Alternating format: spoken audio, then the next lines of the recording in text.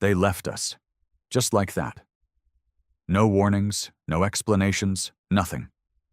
The Galactic Council, that shining collection of the so-called wise and advanced civilizations, turned their backs on Earth the moment things got messy. One minute we were their curious little project, their favorite underdog species who got a seat at the table. The next, we were nothing. Abandoned, ignored, blacklisted. It started with the outbreak wars. A viral weapon spread across 3 systems. Billions infected, millions dead in days. We didn't make the virus. Hell, we didn't even have the tech to, but somehow, we were blamed. The council said it was a containment decision, that Earth was too unstable to remain a part of the galactic community. They sealed off our jump gates, cut our comms, and imposed tech lockdown protocols. And just like that, we were alone. People panicked, economies crashed, nations turned inward, desperate to survive the sudden loss of alien tech that had powered everything from medicine to food production. Earth fell into chaos within weeks. But humans, we don't go quietly. We adapted. Not because we wanted to, because we had to. The council thought we'd destroy ourselves. They expected riots, famines, extinction. Maybe they even hoped for it. That's what pissed us off the most. Not just the betrayal, but the arrogance. The way they assumed we were beneath survival without their guidance. They forgot what we're really made of. It started in the shadows. Underground labs, rogue scientists, tech salvaged from old black market alien traders. And then came the Genesis Directive, a global effort to stop waiting for aliens to give us power and start building our own. It wasn't about peace anymore. That dream died with the betrayal. It was about strength. About never letting another species decide our fate again. 2 years in, Earth changed. We were no longer the naive species trying to impress the galaxy. We were angry, focused, brutal in our determination. The first real breakthrough came from what was left of the Atlas Institute in Siberia. They built something different. Not a weapon, not exactly. They called it a singularity engine, a power source strong enough to light a planet, and flexible enough to power anything from drones to space warships. Pure human design. No alien parts, no council permissions. And the second breakthrough? That was darker. Project Echo. Genetic acceleration, controlled evolution. We stopped waiting for nature to catch up and started rewriting ourselves. Stronger bodies, faster reflexes, mind-to-machine interfaces. And with every step, we stopped looking like the humans the galaxy once knew. There were protests, sure. Some people still believed in peace, still believed we could fix things. But they were quiet voices in a world getting louder with rage. I was there when the first Earth-forged warship launched from the Mars dry docks. It wasn't pretty. It wasn't sleek like the Council's designs. But it was solid, deadly, ours. We called it Vengeance, because that's what it was. A message. We weren't coming back to beg for peace. We were coming to take what we were owed. They didn't see us coming. By the time Vengeance reached the edge of the Valari Expanse, a stretch of Council-protected space that once denied Earth access, we had already disabled 3 silent sentries and a long-range comm relay. Quiet, clean, not a single alarm raised. The ship's AI, nicknamed Wraith, ran dark mode operations smoother than anything they'd ever built. That's the thing about humans. When we get serious, we learn fast. I stood on the bridge, watching the stars blur past. It felt surreal. 2 years ago, I was an officer in a UN peacekeeping fleet. Now I was second in command on a warship designed to terrify civilizations older than our species' entire recorded history. "Target in range," said Juno, our weapons officer. Her voice was calm, steady. Too steady for someone about to fire on a diplomatic station. That was our first real strike. A council node. Small, unguarded, but critical. The kind of station that quietly managed regional policy, supply lanes, refugee traffic. Symbolic more than strategic. We didn't want strategy. We wanted them to know we were still here. "Lock fusion lance on primary tower," I ordered. Captain Reyes didn't say a word. She just nodded. And Juno pulled the trigger. The lance tore through space like a sunbeam, and the station exploded in a blaze of white and orange. No chance for evacuation, no survivors. We weren't proud of it, but we were beyond pride now. This was about power. Within hours, the Council knew. And oh, they panicked. We intercepted transmissions, frantic, fearful, scrambling to understand how primitive humans had managed a successful strike against their infrastructure. Their arrogance had blinded them for so long, they assumed we were still struggling to purify drinking water. But we had done more than catch up. We had surpassed them in the one thing they feared most: weaponization of will. The next few weeks were a blur of skirmishes. Vengeance was just one ship, but it was a ghost, jumping in and out of slipstreams, striking fast, then vanishing. The Council couldn't trace us, couldn't predict us. They weren't used to fighting enemies with no central command, no bureaucracy, no hesitation. Back on Earth, news of our success turned into fire in people's veins. Recruitment surged. Factories ran non-stop. The Genesis Directive moved into Phase 2, reinforcement.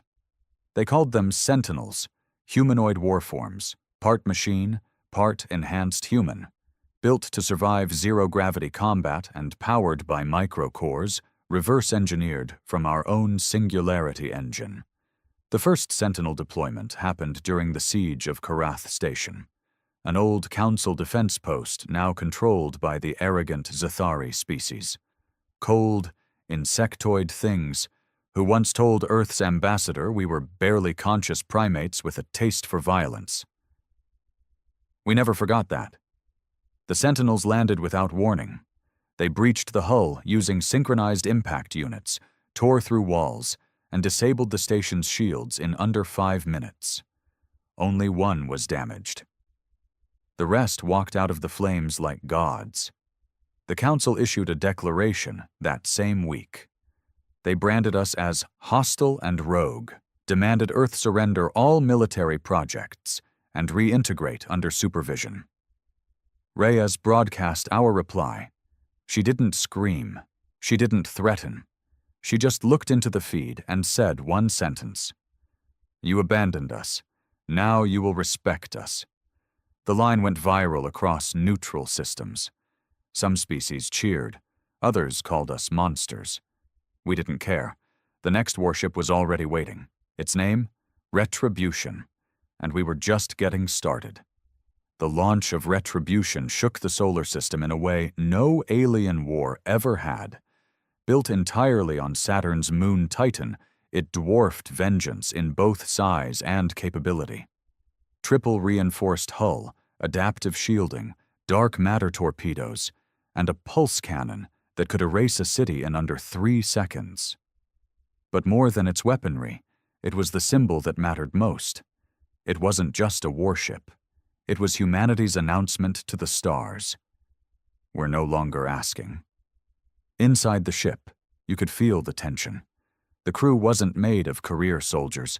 These were survivors, engineers who lost their families when the Council pulled support from medical stations, refugees who lived through power grid collapses, orphans who had never seen a sky without smoke.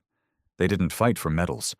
They fought because Earth had bled, and no one came to help. I met Commander Cade just 2 days before the ship's maiden jump. He was a quiet man with fire in his eyes, and scars he didn't talk about. They said he'd been on Europa when the Council's blockade starved out 2 million colonists. He was one of maybe 400 who made it out. He never smiled, never drank, and never questioned orders. Just worked, calculated, waited. "We're not trying to start a war," he told me in that low, gravelly voice. "But if one comes, we'll end it on our terms." The Council still hadn't figured out what to do with us. They were in disarray, their leadership fractured between fear and disbelief. To them, Earth had always been a problem to manage, not a threat to fear. That thinking was crumbling fast. Their first mistake was sending the Arachons, cold-blooded reptilians, twice the size of any human, wrapped in ceremonial armor like walking tanks. The Council sent them to intimidate us. Peacekeepers, they said. They intercepted a civilian mining convoy outside of Neptune and demanded a surrender. What they got instead was a detachment of 5 sentinels dropped from Retribution, like meteors. The Arachons didn't even have time to fire. We broadcast the footage galaxy-wide. The message? Humanity protects its own now. Suddenly, neutrality became harder for the Council to enforce. Fringe planets, long bullied or ignored by the core species, started asking us for help. Not because they trusted us, but because they feared what we'd become. That fear was power, and we were done apologizing for using it. On Earth, people were changing, not just politically, biologically. The second wave of echo enhancements had begun. More volunteers, more mutations. I'd seen a man in a med bay regrow a shattered femur in under 30 seconds. I'd watched a child communicate with a ship's interface using only her thoughts. Some said we were losing our humanity, that we were becoming the monsters the Council feared. Maybe we were. But after being abandoned, ridiculed, nearly erased, what did humanity owe anyone? Retribution's first mission came 3 weeks later, not a strike this time, a reclamation. Alpha Prime, an Earth-aligned station seized by the Council 2 years ago, turned into a surveillance post. It had been built by human hands, funded by Earth, operated by our people, until they locked us out and filled it with Council tech. Commander Cade led the charge himself. No diplomacy, no warnings, just 5 minutes of thunder. We breached its outer shell with kinetic hammers, disabling their gravity core and draining their shields. No sentinels needed, just human soldiers, enhanced and fearless, storming every corridor like the ghosts of a betrayed past. No one survived on their side. And we didn't take prisoners. We raised Earth's flag in the command deck and streamed it to every Council world. That night, the Council met in emergency session. They accused us of war crimes. We didn't respond, because they never responded when we cried for help. The stars had long belonged to the arrogant and the ancient. Now they were hearing a new name whispered in the shadows. Earth. Not the weaklings of old, not the planet that begged for inclusion, but the species that rose from ashes and built fire. And that fire was just beginning to spread. They tried to negotiate. After Alpha Prime fell, the Council couldn't keep ignoring the bleeding. They sent an envoy ship, gilded and soft, full of words and warnings. The ship hovered just outside Earth's orbit, broadcasting pleasantries wrapped in threats. They spoke of unity, of compromise, of reassimilation under conditional terms. Commander Cade didn't even bother responding. He let Retribution charge its main cannon, aimed it at the envoy's shadow, and left it sitting there, glowing like a coiled serpent. It was a message. Talk soft all you want, but come one step closer, and we bite. The envoy turned back, humiliated. Behind closed doors, we heard the Council was furious. Their pride had been shattered, their narrative ruined. The galaxy's media once painted humans as brash, backward, unstable. But now? Now we were the fire everyone whispered about, the spark lighting old wounds in places the Council thought were fully tamed. Rebellion started breaking out in the fringe systems, mostly small, mostly crushed quickly. But they spread doubt, the kind that couldn't be erased with speeches. Every new fire started with the same 3 words. Earth stood alone, and it did something deep to our species. We stopped looking outward for validation. We stopped asking aliens for permission to be something great. Instead, we looked inward and started rewriting the rules. Earth's skies were filled with silent black ships now. The moon was a fortress, Mars was a factory. Jupiter's orbit was littered with satellite cannons and anti-fleet drones. We didn't just prepare for war. We became war. Even the average citizen changed. Unity came, not from government, but from survival. You'd see a mechanic in New Africa fitted with neural gloves that could fix a fusion engine with a thought. Farmers in Alaska using biosuits that could breathe life into dead soil. Children learning orbital tactics before algebra. The old Earth, the divided one, the hesitant one. That Earth was gone. But not everyone was ready to accept it. Reyes received a transmission from an old ally, Admiral Thale, one of the few non-human council members who had once argued for Earth's inclusion. A Ivanti, slim, six-limbed, all silver skin and soulful eyes. He begged for peace, said the council was ready to make real changes this time. "We see now," he said in his strange, melodic voice, "what humanity is capable of. Let us not escalate this further. You have made your point." Cade watched the message in silence. Then he shut it off. I asked him later why he didn't even reply. He looked at me, tired but sharp as ever, and said, "They only understand dominance. And we're not done teaching." Our next target was different, not strategic, not military. Karthal, one of the oldest council homeworlds, a jewel of architecture, knowledge, diplomacy. It was where the vote to abandon Earth was cast, where they laughed at our pleas, where they called us too emotional for advanced civilization. We didn't attack the surface. That wasn't the plan. Instead, we took their orbital ring, a massive structure housing libraries, delegates, schools, and more than 10,000 of their best minds. We didn't bomb it. We took it, sealed the exits, disabled the communications, jammed every emergency frequency. Then we opened a wide-band channel to the entire council. Reyes herself delivered the message. "This isn't conquest," she said coldly. "This is justice. For every child who died in darkness, for every call that went unanswered, for every life you dismissed as unworthy." The council scrambled, of course. They sent fleets, tried diplomatic tricks, threatened blockades. But we'd already mined the entire orbital lane. Any ship that came too close was swallowed in silent fire. Inside the ring, we didn't harm a soul. We just let them sit there, powerless, terrified, remembering every time they'd let humans feel the same. And then, after 3 days of silence, we opened the airlocks, not to space, but to our soldiers. They walked through the halls, silent and armored, delivering supplies and demands.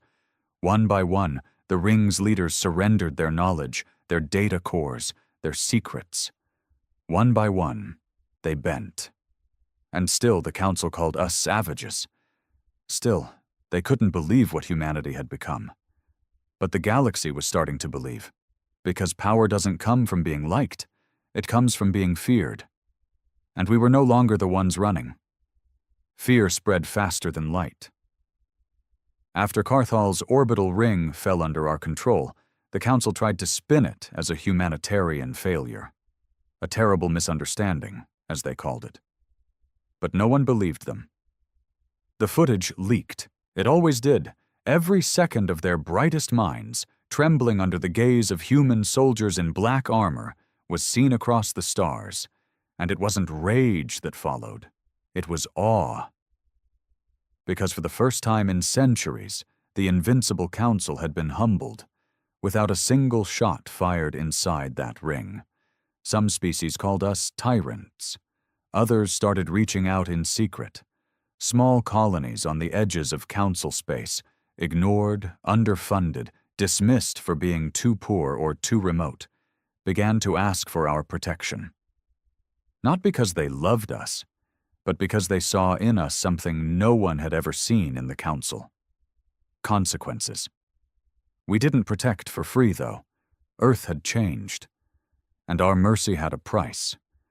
For every world that wanted our shield, we demanded their silence. No loyalty to the Council, no interference, just quiet allegiance and open doors when the time came.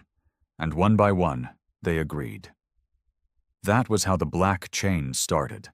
A hidden alliance of systems spread out like a loose necklace around the Council's throat. Each link strong enough to hold just long enough.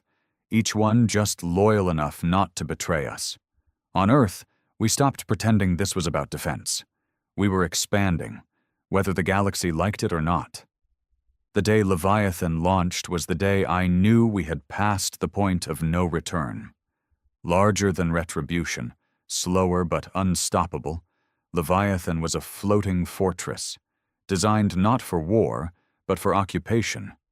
It held cities inside its hull, farms, labs, barracks for 20,000 sentinels. It wasn't just a weapon, it was a nation in motion, a statement carved from steel and will, and its first destination was Sereth Prime, a cultural capital of the Council, untouched by war, a place where diplomats, artists, and historians gathered like it was still a golden age. We sent a message to their High Counselor before Leviathan even broke orbit. We do not want your surrender. We want your silence. Stand down or fall hard. They didn't believe we'd actually do it. Sereth had never been attacked, not once in its long, smug history. It was protected by legacy treaties, sacred laws, all that diplomatic theater the Council swore by. But we didn't play by those rules anymore. When Leviathan entered orbit, their planetary shield activated. 3 full planetary guard squadrons moved to intercept. Elegant ships, silver and gold, beautiful and doomed. We launched the Eclipse bomb, not nuclear, not biological, temporal, an Earth-made device that folded a local time stream for 6 seconds, just long enough to freeze enemy systems and blind every ship within a 500-kilometer radius. By the time their sensors came back online, their fleet was gone. Leviathan hovered over the capital like a god staring down from heaven. And we didn't fire. We waited. 1 hour, 2, 3. Then their counselors called. They agreed to neutrality, agreed to provide resources discreetly, agreed to open their ports to human vessels. No treaty signed, no ceremony, just quiet defeat. That was our strategy now, not burning cities, but forcing choices. They could resist and be destroyed, or survive and be forgotten. And more of them chose the latter. But not everyone. Deep in Council space, a few species still had backbone. The Avanti, the Dakara, the Varn. They called for a unified strike, a final crushing blow to bring humanity back in line. They began preparing the Omega Protocol, a joint force of 30 ships, 5 elite fleets, and 3 experimental weapons. They called it a peace enforcement armada. We called it a mistake, because we knew it was coming, and for the first time, we wouldn't run. We'd meet them head-on, right in the open, and show the galaxy what humanity had become when peace was no longer an option. They brought everything. The Omega Protocol wasn't just a fleet. It was a message, wrapped in warheads and arrogance. 30 ships, each from a different Council species, old enemies now pretending to be allies. They moved through the stars like an unstoppable wave, heading straight for Proxima Yard, our outermost station, still under construction. They thought they could catch us off guard, that we'd panic, that we'd try to negotiate. But Earth didn't build Leviathan just to hide. We'd been waiting for this, watching, listening, planning. For months, our operatives inside Council space had fed us intel piece by piece. From ship specs to fleet routes, we knew their whole playbook before they ever crossed the Helios line. By the time the first sensor pinged them near Proxima, every satellite had already gone dark. Not from fear, from design. We shut our own eyes, so they wouldn't see where we were looking. And then vengeance, retribution, and Leviathan appeared from the dark like nightmares made flesh. 3 ships, human-built, covered in black alloys that didn't reflect light, didn't make sound. Death, quiet, and waiting. The Omega Armada expected a space battle. What they got was a trap. The first strike came from Leviathan's underbelly, thousands of microdrones launched like dust into the void, each one smaller than a human hand, programmed for one purpose: breach and blind. They latched onto the enemy ships, drilling through sensors, chewing into circuits, flooding systems with false data. Within minutes, the lead fleet lost targeting. Comms scrambled, formation broken, and that's when vengeance lit up the stars. Its fusion lances fired in coordinated bursts, shearing straight through the flagship of the Varn. No warnings, no mercy, just clean, surgical eradication. 1 second it existed. The next, it was dust. The Dakara tried to retaliate, swinging their ion frigates into a flanking formation. Clever. Fast. But we had sentinels. Cade had them loaded into rail pods. No ships, no suits. Just human bodies enhanced to survive vacuum for 3 minutes and hit with enough velocity to pierce armor like missiles. They tore into the Dakara ships like blades through cloth. No one had ever fought like this. Not the Council, not any of the so-called elder races. They played by old rules, calculated, diplomatic, political. We fought like animals who had been caged and spat on for too long. Because we had been. The battle lasted 24 minutes. By the end, 15 Council ships were drifting in silence. 9 had retreated. 3 were captured. Only 3 had the sense to flee before it began. Leviathan didn't chase them. It hovered in the wreckage like a sovereign among corpses, collecting what was left, sending a new message across every known channel. Let this be the last time you mistake our patience for weakness. The galaxy shook. The Council convened an emergency broadcast, trying to project calm, trying to keep control. They claimed the Omega Protocol had been a rogue operation, denied authorization, called it a tragic misunderstanding. But no one believed that anymore. Not after seeing Earth's ships glide through elite Council fleets like a scalpel through rot. We didn't answer their statements. We didn't have to. The stars were answering for us. And while the diplomats scrambled and leaders panicked, Earth began its next phase. Cade called it Project Ashes. Simple goal: find every abandoned or broken colony the Council had ever discarded. Heal them, arm them, offer them protection not with words but with presence.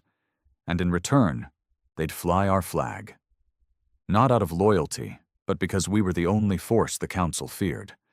It worked better than anyone expected. Dozens of old colonies reached out, scared, hungry, ignored for generations, and one by one, Leviathan arrived like a dark angel, carrying food, medicine, and warning beacons. Earth stands here now, harm them and you burn. This wasn't conquest. This was evolution. Humanity had been rejected by the galaxy, humiliated, cut off. But now we weren't just surviving. We were shaping the order that once spat us out, and they could either make room or be erased from the map entirely. The stars grew quiet, not peaceful, just silent, like the universe was holding its breath. Since the fall of the Omega Armada, no major Council force had dared to engage us again. The once proud alliance of species who ruled the galactic core retreated behind their borders, rattled and confused. They kept up appearances, held meetings, issued statements. But it was all theater now, because deep down, they all knew one truth. Humanity wasn't a mistake. We were a reckoning, and reckoning doesn't knock. It breaks the door off the hinges. But there was one voice, still defiant. One system that refused to bend. The Avanti homeworld, Auralis. They had once been Earth's only allies in the Council. Their vote, Their sympathy, their sweet words had earned our respect, even hope. But when the council cut us off, they didn't stop it. They didn't stand up. They just watched. And now they claimed moral high ground, accused us of overreach, of brutality, of becoming what we once fought. They called us the New Dominion, as if that was supposed to shame us. Cade didn't flinch. "Let them speak," he said in the command chamber. "Words are their last weapon. Let's show them how empty it really is." So vengeance and retribution were ordered to hold. Leviathan set a new course. Oralis. This wasn't about conquest or destruction. It was about closure. When Leviathan arrived in the Oralis system, it didn't open fire. It didn't threaten. It simply waited. Silent. Massive. I watched from the observation deck as the blue-green planet turned slowly in the dark, its rings casting pale shadows on the hull. So beautiful. So untouched. Oralis responded the way the Council always did.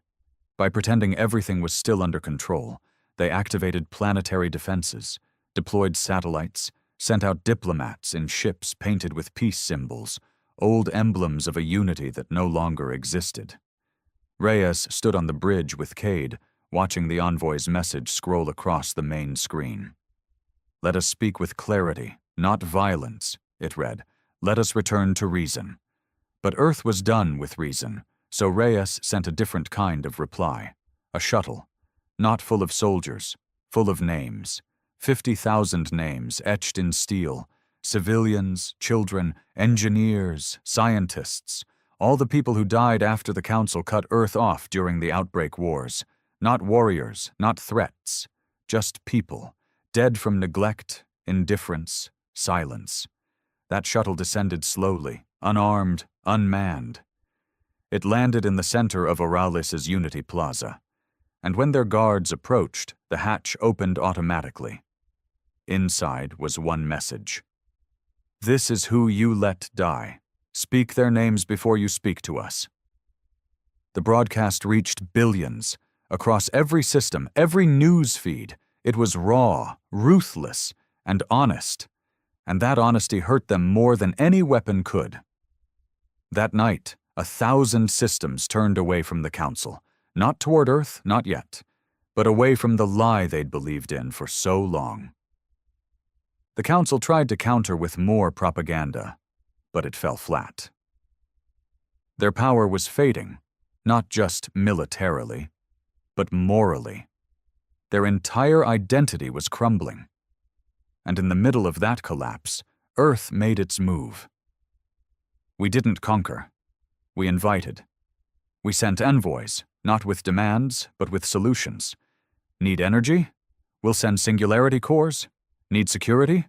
We'll send sentinels to patrol your skies. Need food, medicine, power, peace? We are here now. No votes, no approval, no conditions. Only one promise: we will never abandon you. And that promise, whispered across the dark between stars, broke the last grip of Council control. Rebellions sparked like wildfire. On Denari, civilians overthrew their own planetary governor and replaced him with a human-trained scientist. On Jorith, soldiers laid down arms and raised Earth's banner, begging for integration into our Black Chain Alliance. And in the quiet corridors of the crumbling Council's chamber, whispers turned to panic. "They're not just fighting anymore," said one alien delegate. "They're replacing us." Because that's what we had become. Not rebels, not victims, not even conquerors. We were the new center, and in the shadow of Leviathan, the galaxy had a choice: follow us or vanish. It didn't end with an explosion, not with a declaration, not with another battle in space or fleets colliding in fire. It ended in a whisper. The day the Council fell was colder than we expected, not in temperature, but in spirit. Because for all the hatred we carried, all the rage and purpose and fire that had brought us this far, when the dust finally settled, there was no joy, no victory speech, just a silence that spread across the stars, deeper than any void. The last council broadcast came from their central moon station, Auraxis Prime, a dying place cracked from years of neglect, orbiting a fading red sun. The message was short. No fanfare. No apology. We relinquish governance of galactic affairs. The era of council rule has ended. That was it. After thousands of years, they simply let go, not because they wanted peace, not because they saw reason, because they had no choice, no fleets left, no economy, no influence. Their allies were gone, their legacy shattered. The people of the galaxy, the ones they forgot, ignored, or ruled from above, had found something else to believe in. United States, the humans, the mistake, the survivors. But we didn't cheer. There were no celebrations on Earth, no parades on Mars, not even in the colonies we'd liberated, who now flew our flag in silence. Instead, the galaxy took a breath, a deep, uncertain breath, because power had shifted, and no one, not even us, knew what came next. Commander Cade stood before the assembly on the moon city of Tyros, now the de facto capital of the new alliance. He didn't wear a uniform, didn't even raise his voice. "We didn't come to rule," he said, his voice dry and hard. "We came because no one else did, and we stayed because we remember what it feels like to be forgotten." The assembly chamber, a ring of voices from 100 liberated worlds, listened in stillness. Even the ones who had feared us, even the ones who once fought us, because whether they liked us or not, they believed us. And belief in this new galaxy was more powerful than any weapon. Reyes stood next to him, arms crossed, eyes heavy. She'd lost so much along the way. A brother to the virus, a son to starvation during the blackouts.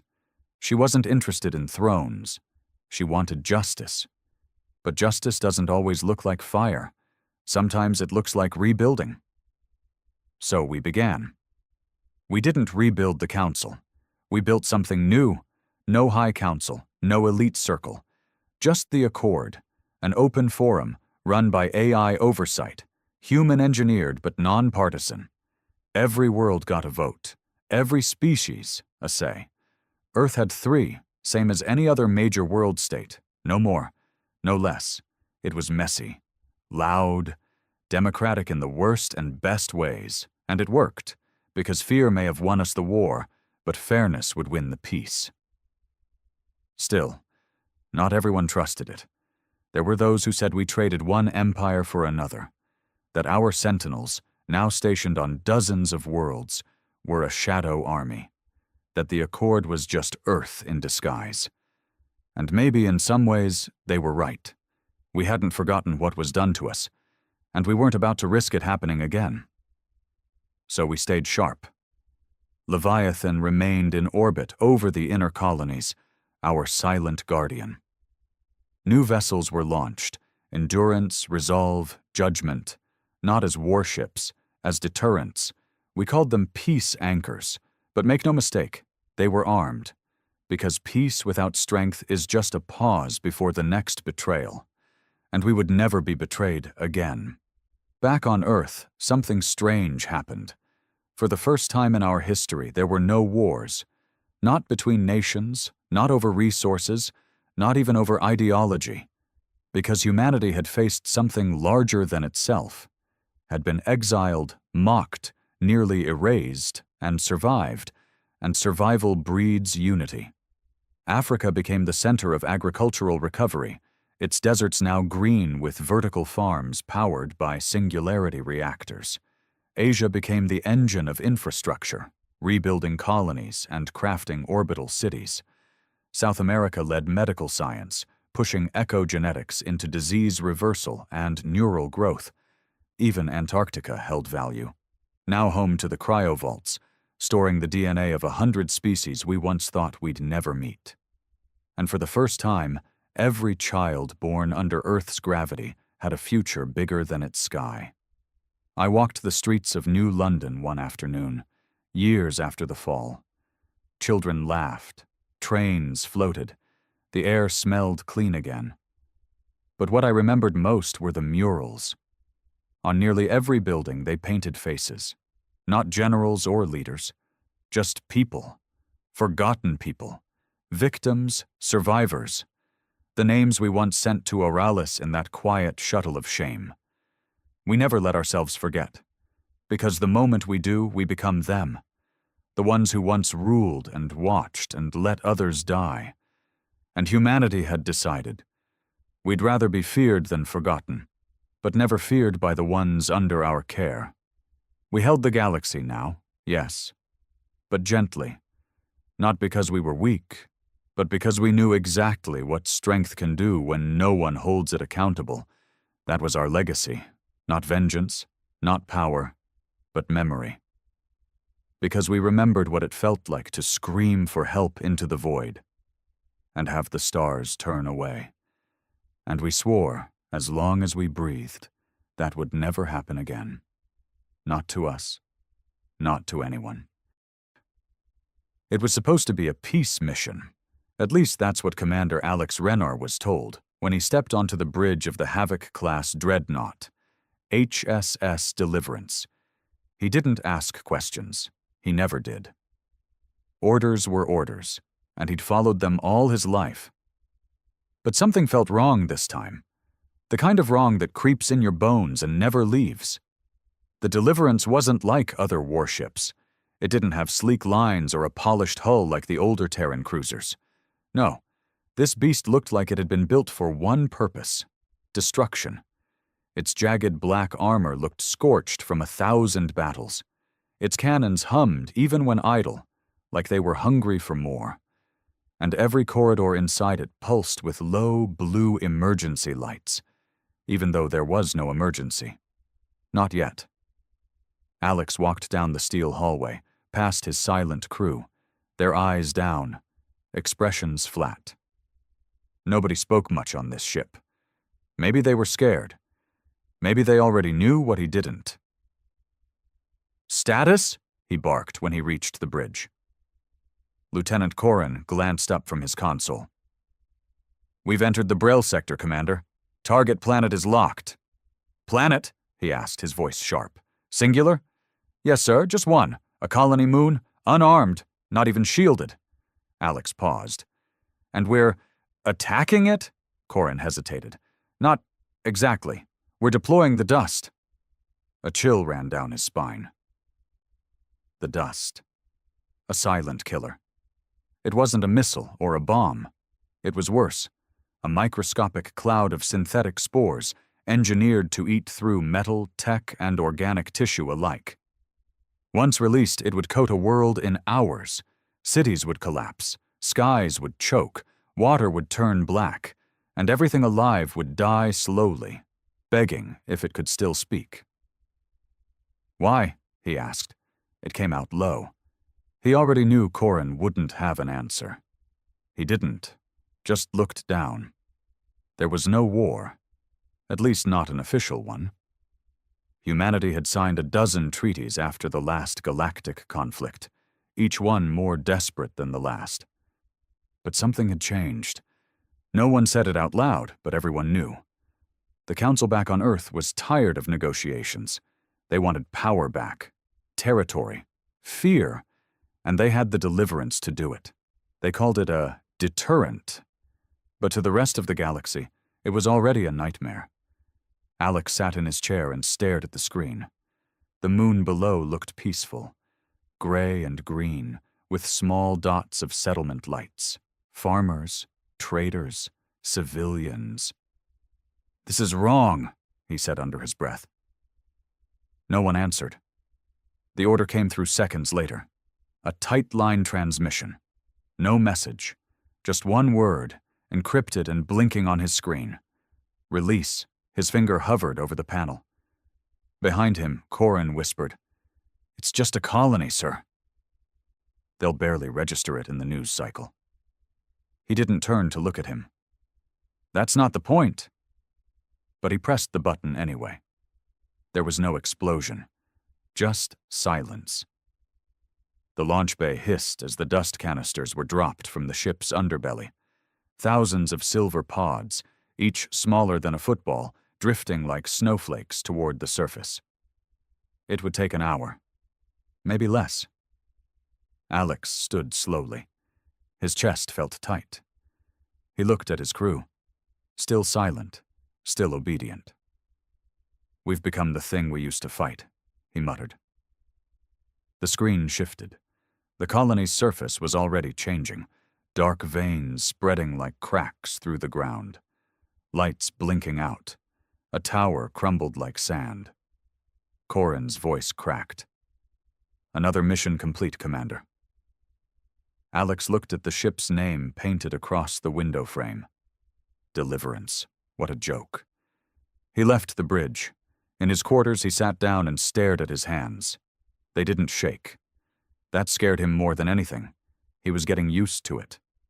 3 days later, the ship jumped to its next target. Another peaceful moon. Another order to release. Planets weren't falling in battle. They weren't fighting back.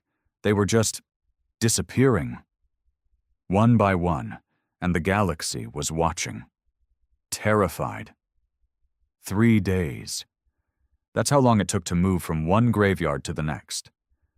The Deliverance slid silently through slip space, its engines dark, its weapons quiet, for now. No celebration, no noise, no music in the mess hall. Just the low hum of something ancient and angry, buried inside the ship's hull and inside the people who worked it. Alex Rennar stood in front of his mirror, his uniform crisp, hair neatly trimmed. His face looked older than it had last week. Harder. Maybe it was guilt. Maybe it was survival. Behind him, the AI spoke, voice cool and emotionless. "We are nearing the coordinates of Target 09. Estimated time of arrival, 4 hours. "Target?" he asked, his voice sharp. "Yes, Commander. An approved priority objective."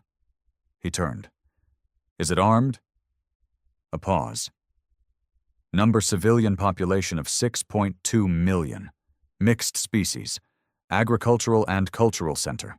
No military presence detected. Alex shut his eyes. He'd hoped, stupidly, that this one would be different. A reason to justify the next purge. But there never was. Not anymore. He entered the bridge 10 minutes later. Corin was already there, his expression unreadable. Next to him stood Tessa Lynn, the new science officer. A quiet woman with a clean record and eyes that had seen more than she let on. "We're targeting Astara," Tessa said without preamble. "A neutral world. Non-aligned, peaceful. We traded with them last year." Alex stared. "That's impossible. Astara has no history of rebellion." "That doesn't matter," Corin said quietly. "It's on the expansion path now. Council wants to repurpose the system. Mining rights. Atmosphere rich in terbium." Tessa added, "The dust will make it easier. Strip it clean. Start over." "You mean kill everyone first?" Alex snapped. No one answered. He sat slowly in his chair and stared at the star field. The light from Astara's sun was soft and gold, like something from a dream. In his mind, he pictured the meadows, the towers carved from crystal, the families walking under dual moons, all about to vanish. A beeping sound broke the silence. "Incoming transmission, unencrypted, open channel." Corin raised an eyebrow. "It's them." "Astara." Alex nodded. The screen flickered and a face appeared. A woman, older, maybe in her 60s, with pale green skin and silver hair wrapped in braids. Her voice was calm, but her eyes held steel. "This is Chancellor Vey of Astara. We are unarmed and aware of your presence. If you intend to attack, do so openly. Do not poison our air like cowards." Alex didn't reply at first. The silence stretched. Then he leaned forward. "Why did you call?" Vey tilted her head. "To ask one question." "Go on." "Do you sleep, Commander Rennar?" The line went dead. Corin muttered, "What the hell was that?" Alex didn't speak. His hand rested near the release switch. One flick, and another world would choke in black snow. One flick, and the Council would call it another strategic cleansing. But he didn't press it. Instead, he stood. "Lock the canisters. Hold deployment." Corrin stared. "That's a direct violation." "I know what it is," he snapped. "We're not doing this." Alarms flared to life. Red lights blinked across the panels. Tessa's fingers flew across her screen. "We're being locked out. Auto-deploy override has been engaged, remotely. It's the Council." "They don't trust us anymore," Corrin said quietly. "Good," Alex hissed. "They shouldn't." The screen flashed. The countdown had started. 5 minutes to dust deployment. Nothing they did stopped it. The ship was more loyal to Earth than to its crew. But Alex wasn't done. Not yet. He turned to Tessa. "What's the minimum safe jump range?" "0.9 parsecs, but we'll rip the core if we jump blind. Then we rip it." The ship trembled. The AI's voice echoed again. "Commander Rennar, abort action. This will be considered treason." He smiled without humor. "Then go ahead. Try to stop me." Tessa hit the jump. Everything went white, and for the first time in months, the dust didn't fall. The ship reappeared in the void like a dying breath. Systems screamed. Lights flickered. Smoke curled from the engine ducts. The Deliverance had survived the blind jump, barely. Its hull groaned like a wounded animal, and the stabilizers were completely offline. But they were alive. More importantly, Astara was too. Alex clutched the edge of the console, his heart pounding in his chest. Tessa sat slumped in her chair, a small gash on her temple bleeding slowly. Corrin was already at the emergency panel, hands moving fast, trying to stabilize the life support systems. "Damage?" Alex barked, coughing through the smoke. Tessa wiped the blood from her brow. "Jump core's fried. FTL is dead. We're drifting." "Can we get it back?" "Not without a full dock and crew. We're stranded." Corrin added, "We might have taken core backlash. Radiation pockets near Engine 4. I'll send drones to contain it." Alex leaned back in his seat. The AI was silent now, disabled. He'd ordered a manual override just before the jump. A desperate gamble. It had worked. The Council couldn't control the ship remotely anymore, but the cost was steep. They were alone, floating in deep space. "We'll fix what we can," he muttered. "Then we figure out what's next." Tessa turned slowly to him. "You know what this means, right? They'll hunt us." Alex nodded. "Let them." Hours passed. The crew worked in silence, repairing what systems they could. They were fewer than most thought. Only 35 souls ran the Deliverance. The rest was automated. But every one of them had followed orders until now. Some had done it blindly, some reluctantly, a few even with pride. That was over. When Alex stepped into the mess hall later that day, the crew was gathered, some seated, others standing in the dim light, waiting. They knew what had happened. Word traveled fast on a ship like this. Corrin stood beside him. His voice was low. "You should speak to them." Alex looked out at the faces, hard, tired, and silent. Then he stepped forward. "We're not going back," he said simply. Murmurs rippled through the room. Some nodded. A few looked down, uncertain. One voice, sharp and angry, rose from the back. "So what now? We rot out here until the Council finds us and blows us apart?" Alex didn't flinch. "You have a choice. Anyone who wants to leave, if we reach a habitable system, I'll let you off. No charges, no judgment. But if you stay knowing this. We don't serve monsters anymore. The Council turned us into weapons. I won't be part of that again." Tessa stepped up beside him. "There's more," she said, pulling a small chip from her pocket. "Before we jumped, I downloaded the target list." The room went still. Tessa continued. They've marked 72 planets, colonies, trade hubs, even sanctuary worlds, all scheduled for dust deployment in the next 6 months. Full extermination.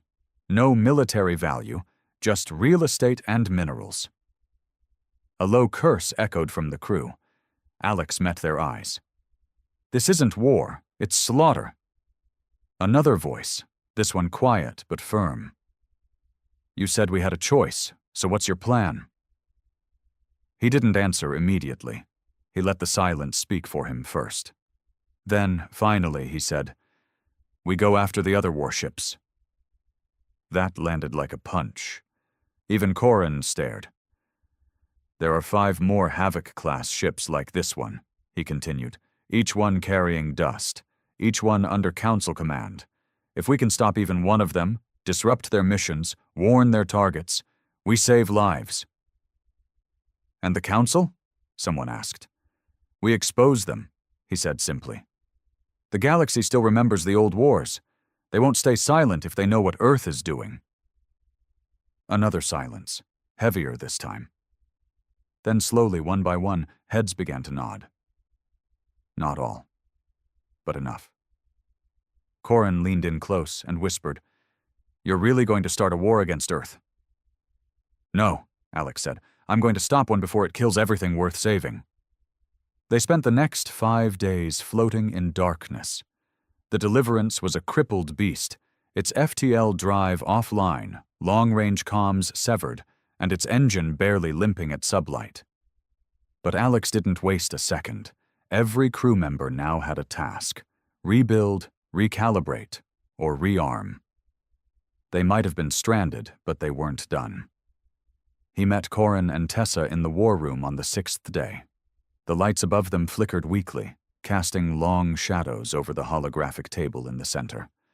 On it blinked the star map of the sector, scattered with red dots, each one a known warship route. "There," Corin said, pointing to a system marked as Saros 3.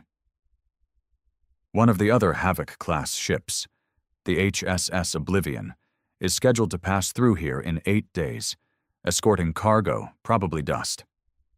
Alex frowned. "Do we have enough power to make it?" Tessa shook her head. "Not through slip space, but we can piggyback on a gravity slingshot. Use the binary suns in the Jera belt to push us within range. We'll arrive just in time, if nothing breaks." "And if something does break?" Alex asked. "We drift into the star and die screaming," Corin answered, flat as ever. Alex allowed a thin smile. "So the usual." They made the call that night. Everyone aboard was briefed. No more secrets, no more quiet obedience. They weren't just a rogue crew anymore. They were rebels against Earth itself. That kind of truth deserved honesty. Alex stood in front of the crew once again, the hum of the failing engines deep beneath his boots. "We're not trying to win," he told them. "Not outright. We don't have the power. But we can hurt them. We can make sure the truth gets out. We can warn the next planet, and the next one, until someone listens." No applause, just grim acceptance. The plan was simple. Ambush the Oblivion before it could deploy its dust. Not destroy it, disable it, hack the transmission logs, pull every secret the ship carried and broadcast it on every open frequency. Proof of what Earth was doing. Proof the galaxy couldn't ignore. But the universe doesn't let heroes win easy. As the Deliverance curved around the binary suns on the 7th day, its hull groaning under the stress, the alarms screamed again. Corin was the first on the bridge, scanning the sensors. Tessa wasn't far behind. "What is it?" Alex asked, striding in, hair cropped short, eyes sharp. Corin didn't look up. "Not just the Oblivion." Tessa pointed at the map. "There's another ship in the sector, smaller, scout class, fast, probably tailing us since Astara." "Council watchdog," Alex muttered. "Or worse," Tessa said. "It's broadcasting a stealth beacon." The room went silent. That meant only one thing. Reinforcements were coming. Earth knew they'd gone rogue. And now they were being cornered like prey. "We have to move now," Alex ordered. "Skip the ambush. Hit the Oblivion while we can." "But our systems," Corin started. "We'll hold," he cut in. "They don't have a choice." They throttled forward, pushing the ship beyond its limits. The lights dimmed, and the hull screamed again. But it held. On the second day of approach, the Oblivion came into view. An angular black fortress, even larger than the Deliverance, coasting near a small asteroid belt. It hadn't seen them yet. Alex stood over the tactical display, heart pounding. His voice was low, steady. "We only get one shot." Tessa adjusted the targeting arrays. "There's a vulnerability in their rear engine, standard for dust carriers. If we knock it out, they'll lose propulsion. They'll drift." "And the dust pods?" Alex asked. "They won't launch without a hard signal from Earth. We cut that too." The ship crept closer, silent as death. And then the stealth beacon lit up behind them. The scout had caught up. "Incoming transmission," Corin said. Alex narrowed his eyes. "Play it." The voice that came through was calm, female, cold. "This is Admiral Yelna of the Earth Council. Commander Renar, you are ordered to stand down. Return the Deliverance or be treated as an enemy of humanity." Alex stepped closer to the console, leaning in. "Tell the Council," he said, voice low and sharp. "Humanity doesn't follow monsters." He ended the transmission. Then he turned to his crew. "Fire." The first strike hit the Oblivion dead in its thruster array, slicing through the armor like a blade through silk. And just like that, humanity's warships were at war, with each other. The battlefield bloomed into fire and chaos. The Oblivion reeled from the first strike. Its rear thrusters burst apart in a chain reaction of plasma and fire, leaving it tumbling in space, helpless. But the moment of advantage didn't last. From the far side of the asteroid belt, the Council scout ship roared into view, weapons already charging. "They brought railguns!" Corin shouted. "Fast, armor-piercing. If they hit the core—" "They won't," Alex snapped. "Keep moving. Hit the Oblivion's comms array. We cut them off. They can't call for backup." Tessa's fingers blurred over the console, teeth gritted. "Target locked. Firing in 3, 2. The blast lanced through space. Direct hit. The Oblivion's central dish shattered, sparks spraying into the black. Alex could almost feel the scream of its systems as the link with Earth was severed. One warship silenced. But the scout wasn't waiting. A sharp impact rocked the Deliverance, sending crew members tumbling. The lights dimmed again. Sparks flew from the ceiling above the helm. A deep, metallic groan rolled through the ship's bones. "We're hit!" someone yelled from engineering. "Deck 4's hull is breached. Emergency seals holding, but barely." "They're targeting weak points," Corin growled. "They know this class of ship. They know us." Alex clenched his jaw. His mind worked fast. The scout was too fast to hit with conventional artillery. But it had one weakness. It couldn't take what it dished out. If they landed even one solid hit. "Tessa, reroute power to the forward cannon. All of it. But the shields—" "Do it!" Alex barked. "We won't need shields if they're dead." The lights flickered again, dimming further, and a low hum began building from the underbelly of the ship. The forward cannon charging for its only shot. One shot. One chance. "Steady! Steady!" The scout twisted and darted between debris and wreckage like a wasp, its next strike already charging. It veered left, then right, then came straight at them. "Now!" Alex roared. The cannon fired. There was no sound in space, but the explosion lit the void like a newborn sun. The scout ship tore open in an instant, its body cracked in half by the force, debris scattering like bones. It didn't even have time to scream. Silence fell across the bridge. The crew looked around, breathless, hearts racing. Tessa slumped in her seat. Holy hell, we actually did it! Corin was already checking sensors. Oblivion is still drifting. Engines dead, no communications. They're not going anywhere. Alex let out a long breath he hadn't realized he was holding, but he didn't smile. Scan for survivors, he ordered, and prep a boarding team. Corin raised an eyebrow. We're going in? We need their logs, Alex said. Their mission files, dust inventories, transmission history. If we're going to expose the Council, we need proof they can't bury. That ship is full of it. An hour later, Alex led the boarding party himself. He stepped into the ruined corridors of the Oblivion, sidearm drawn, his boots crunching over shattered glass and smoldering tech. The air inside was thick, hot, metallic, and laced with the scent of burnt plastic and something worse. Silence.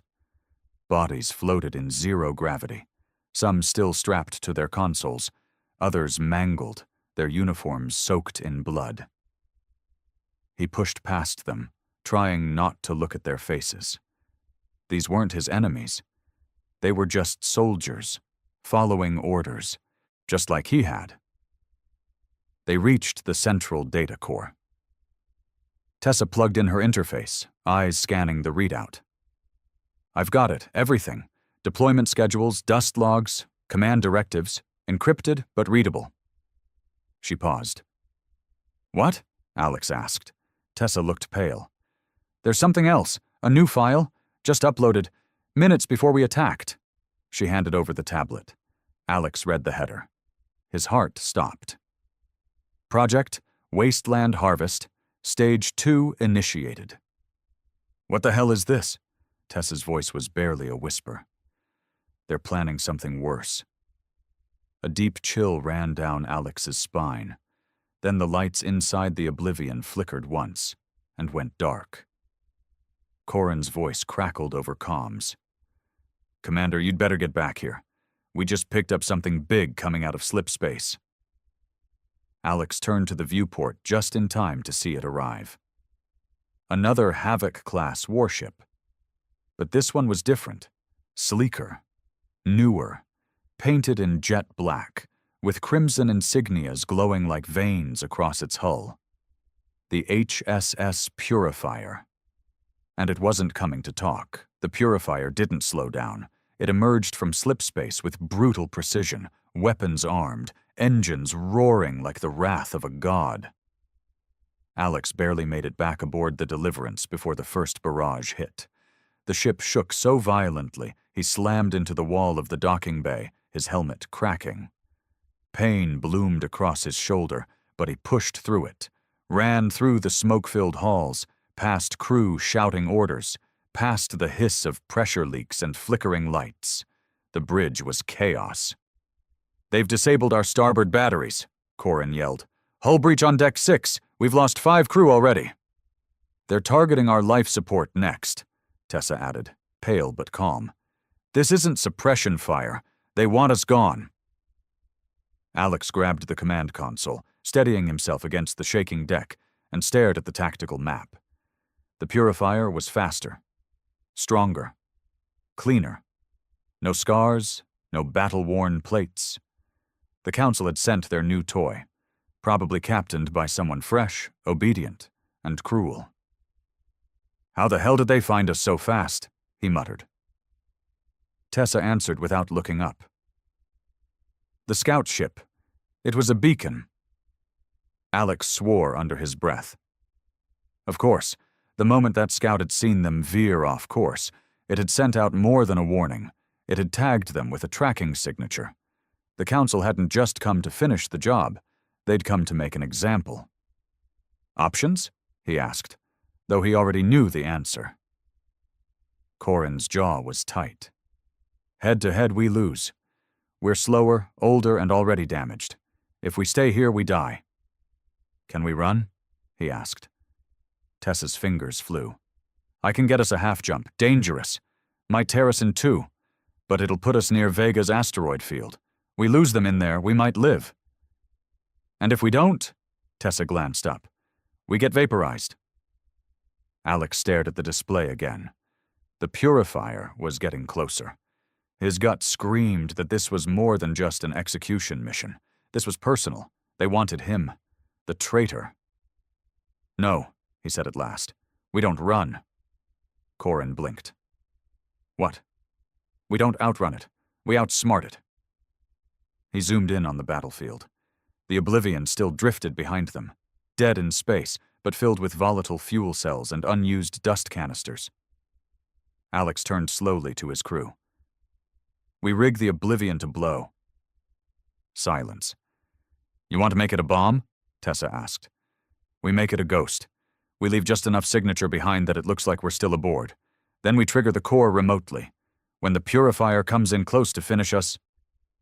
Corin's eyes widened. "We send it straight to hell." Alex nodded. "We cloak the Deliverance, drift out with the debris. Buy us time, maybe a few days. Long enough to regroup, long enough to send that data dump." It was insane, risky. It would cost lives if they mistimed even a second of it. But the crew nodded.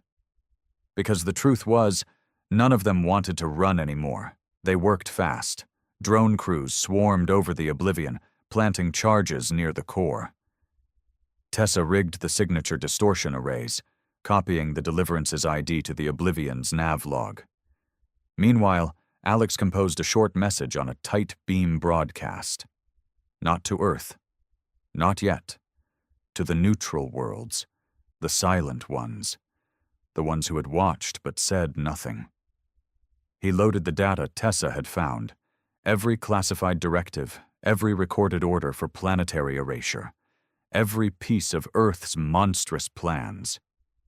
He added just one line of his own voice, steady and cold. "You were right to fear us, but not for the reasons they told you." The purifier closed in. 5 kilometers. 4. 3. Corin stood by the detonator, hand steady. "They're hailing us, demanding we surrender." Alex turned his back to the screen. 1 kilometer. He nodded once. Corin pressed the button. The Oblivion erupted in a ball of fire that swallowed half the stars in the viewport. The shockwave punched outward, shredding everything within 5 clicks. The purifier didn't have time to evade. Its shields flickered once, twice, then collapsed. The blast tore into it, ripping open its side, spilling fire and twisted metal into the void. The Deliverance, cloaked and drifting behind an asteroid cluster, watched the scene in silence. Tessa whispered, "We did it." Alex didn't answer.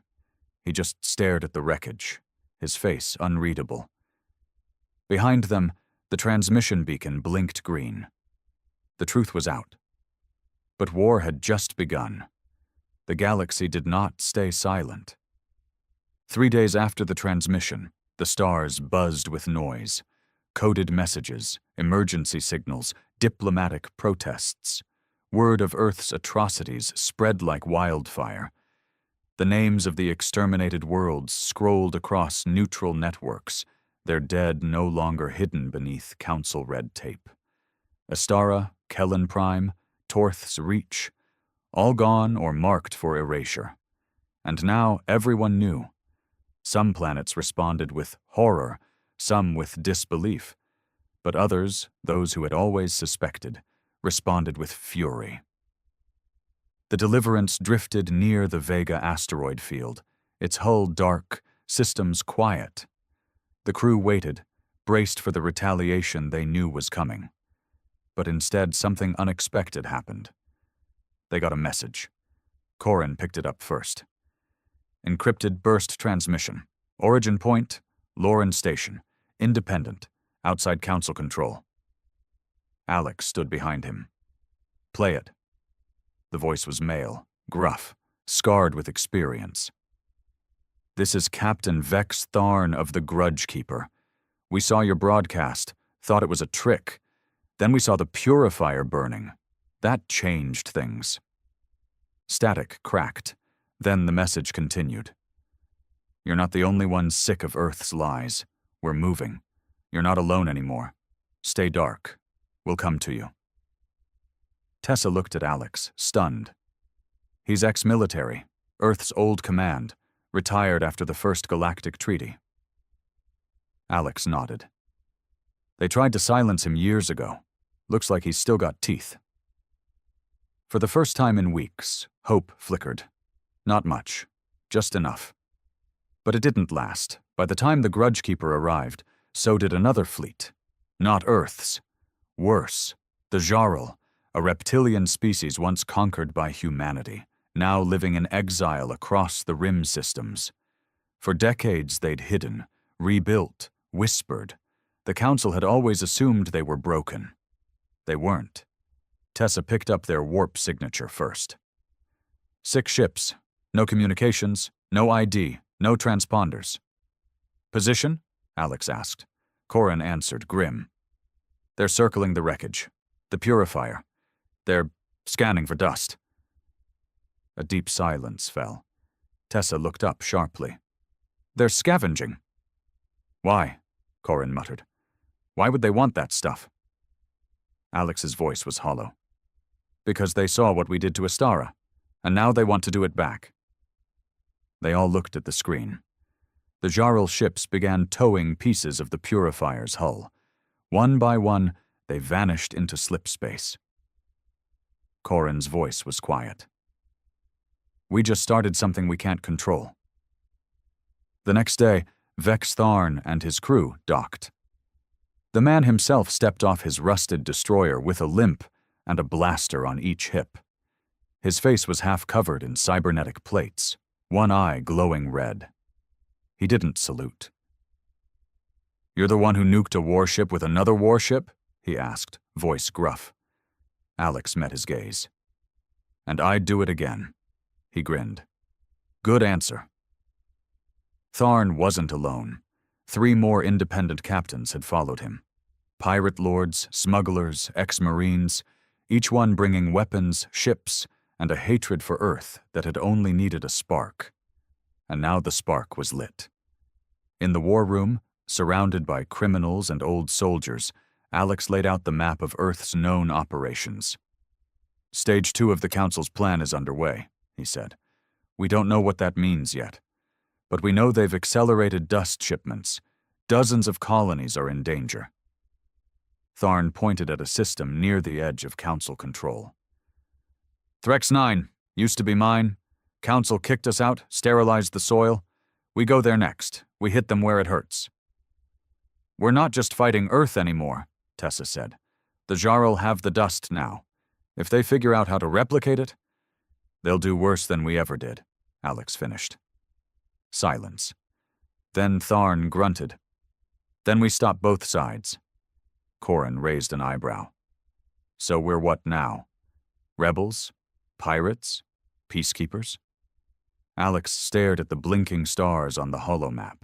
Some bright, some already gone. We're the ones left to clean up humanity's mess. His voice dropped lower. And if we have to burn a few more ships to do it, then so be it.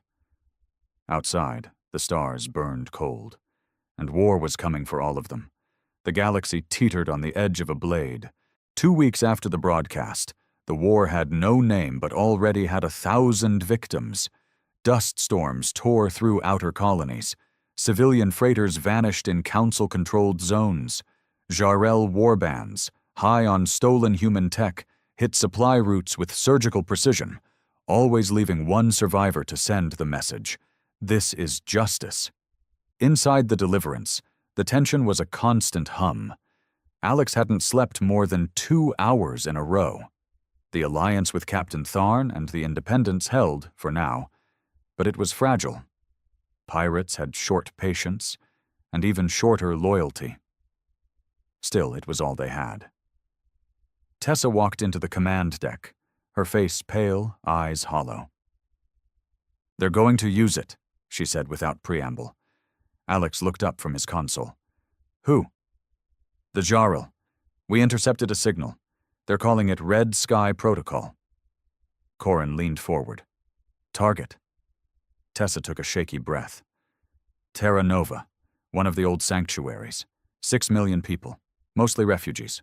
All human. The room went cold. Alex stood slowly. How long? 3 days.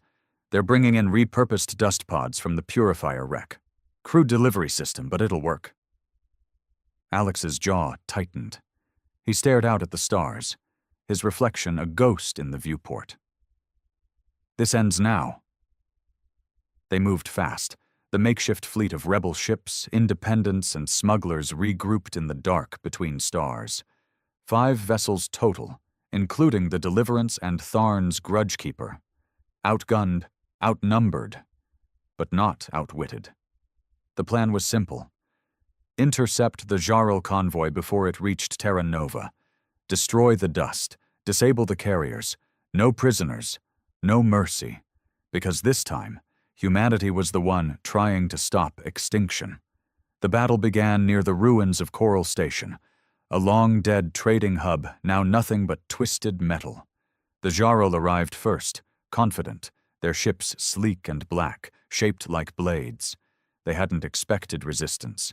They hadn't expected him. Alex led the charge. The Deliverance, patched and angry, slammed into their formation like a wolf among sheep. Its cannons, though old, roared with terrifying precision. The first dust carrier exploded in a spray of black vapor and fire. "Keep the pressure!" Alex shouted over the comms. "Target the engines, don't let them run!" Tharn's Grudgekeeper dropped mines across the escape path, cornering the Jarl like rats. The rebels fought with fury. No formations, no tactics, just raw vengeance. But the Jarl weren't afraid to die. One of their ships broke rank and dive-bombed the Deliverance, smashing through a flank turret before detonating in a suicide blast. The bridge shook. Alarms screamed. Tessa hit the deck, bleeding. Corin slammed his fist into a console to keep it alive. "Shields are down," he shouted. "We lose another hit, we're done." But Alex didn't slow. He turned the ship straight toward the final dust carrier, its pod already armed, countdown ticking. "Distance?" he barked. Tessa, coughing through the smoke, raised her head. 50 clicks, 2 minutes to release. Alex took a deep breath. "Ram it." Everyone turned to him. "Commander," Corin started. "You heard me? If that dust drops, we lose everything. We ram it. Full burn." Tessa's voice broke. "That's a suicide run." Alex didn't blink. "Then tell my story." He locked the controls manually. The Deliverance shuddered, engines howling. The final moments moved in slow motion. The Jarl carrier tried to veer off. Too late. The Deliverance slammed into it like a vengeful god. The explosion was blinding. When the smoke cleared, half the battlefield was debris, and out of the wreckage, limping, on fire, bleeding air, floated the shattered remains of the Deliverance's lower decks, its bridge torn open to the stars, but a signal still blinked. "Target eliminated. Dust neutralized. Terra Nova is safe." Alex Renner's voice, recorded, calm. "We were monsters once. We remembered too late, but we did remember." The fleet fell silent, and then the rebels cheered. Across the stars the signal played, on moons, on space stations, on ships docked at silent ports, and the galaxy listened. For the first time in a century, they saw humanity not as tyrants, but as something else. Broken, repentant, dangerous, but willing to change, and far, far from done.